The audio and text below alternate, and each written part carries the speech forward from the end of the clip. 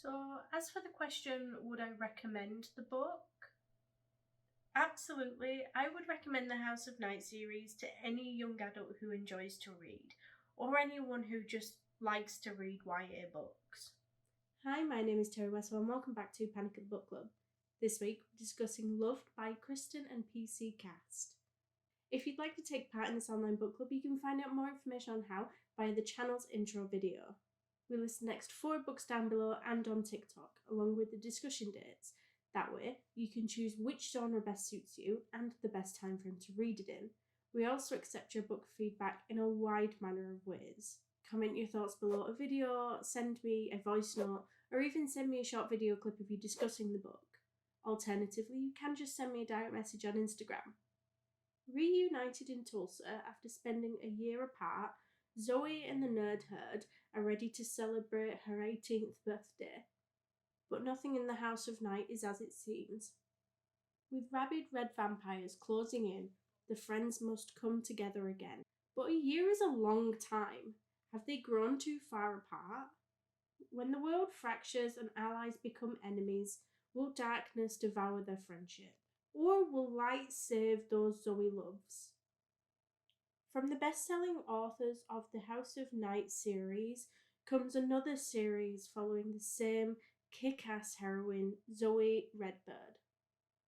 Just your friendly spoiler alert, if you haven't read this book yet, I'd suggest going and doing that first, because beyond this point, there will definitely be spoilers. I didn't really know what to expect with this book. The series is supposed to be following on from the House of Night novels, but I was surprised with just how little had changed. Like, in all honesty, it just kind of felt like a continuation of the original series. Like, it's all the same problems with the same people, the same villains, and it's only a year later. Like, I'm not really sure why they've done it as a separate series rather than just adding it on to the original. I was reading the original series kind of as they were coming out, probably about 15 years ago, and I'll admit that I have read them many, many times since then, but I had absolutely no clue about this series that was set a year later. I think a part of me would have really liked more time to have passed between these books, even if it was just a couple more years. Like, I would have liked the books to have grown up with me a little, but I think that would have been a really difficult decision to make. And as it stands, I still think they're an amazing series for any young adult. Also, I just want to acknowledge that, yes, despite everything that Zoe and the Nerd Herd have been through, she's still just an 18-year-old girl. Like, should she really be in charge of so much? She's the High Priestess of the Tulsa House of Night and of the North American Vampire High Council. Like, she's essentially in charge of all of North America's vampire schools and essentially principal to her own high school. I just think that's a little bit too much responsibility for an 18-year-old, even after everything they've been through. The House of Night was one of the only series of books that have ever made me cry, although I did get pretty close with Fourth Wing. I mean, I would have been about 13 at the time, but if you have read the House of Night series, then you probably know which book I'm talking about. Like, I don't know if it's mostly nostalgia or that mixed with just how well these authors can write emotion, but there was definitely an emotional scene or two in this book. It was really nice to experience things from Damien's perspective. It really addressed the things that he was going through and the depression that he was feeling. Something that he admitted feeling for a very long time, well before Jack even died, and now it was just so much worse. I just think it was really emotional and relatable as well. With the sort of books that I do tend to read, the topic of mental health doesn't tend to come up very often, but how it was described and how it was written in this book, to me, just felt really realistic. I don't even really think Damien knew that he was depressed. He just knew that something was wrong and actually felt like something was wrong with him. I like that it addressed one of the many, many hurdles of getting better and improving your mental health, which is to actually want to be better. Which I think is a really difficult part of the topic to talk about, because if you say it in ever so slightly the wrong way, it can come off so wrong. But in my experience, it really hit the nail on the head. I think being in that state and being in that headspace can really be addicting sometimes. And I think you really do have to want to be better in order to achieve it, because it's so damn hard. You know, it's not something that someone can do for you. You have to really force yourself to make that first step. Anyway, I don't really have a great deal to say about these characters.